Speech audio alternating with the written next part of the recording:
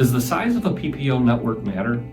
Well, let's start with the definition of PPO, Preferred Provider Organization. Now, I'm going to get back to the definition of that. But to the question, does size matter? Well, let's look at it from both the patient perspective and the employer perspective. If you're the patient and you want to go wherever you want, then the size of a PPO network is probably pretty important to you because the bigger the network, the more choice you have. But what if you're a patient and you want to go specifically to a quality provider, which at the end of the day, don't we all want to see a quality provider? I'd argue the bigger the network, the higher chance you have of going to a crappy provider because the typical consumer does not have access to quality data up front. If you're an employer, you might be thinking, the size of a PPO network is important because the bigger the network means people can go wherever they want and there'll be less noise. But the counter to that is the same. Consumers just don't have the right tools to be able to effectively evaluate cost or quality upfront.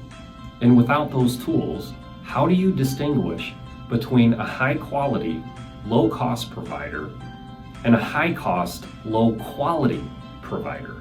That PPO logo on the ID card is basically an unlimited company credit card.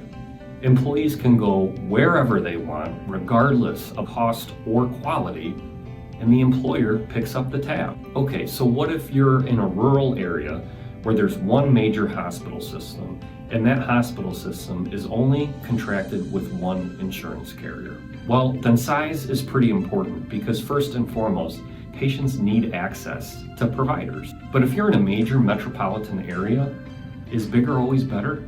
I'll answer that and come back to the definition of PPO, Preferred Provider Organization.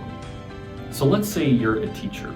How preferred would you feel if you were in the top 99% of all teachers? Yes, I mean you were in a peer group with 99 out of every 100 teachers. Do you feel preferred? There could always be an argument that the size of a PPO network matters, like a one hospital town. But having 90 to 99% of all providers in network is not necessarily a good thing. So here's my advice. Don't assume the size of a PPO network has any correlation to the cost effectiveness or quality of providers in that network. It's a comfort blanket because of the virtually unlimited choice in providers. But without the right tools to be able to effectively evaluate cost and quality up front, it can be one expensive blanket.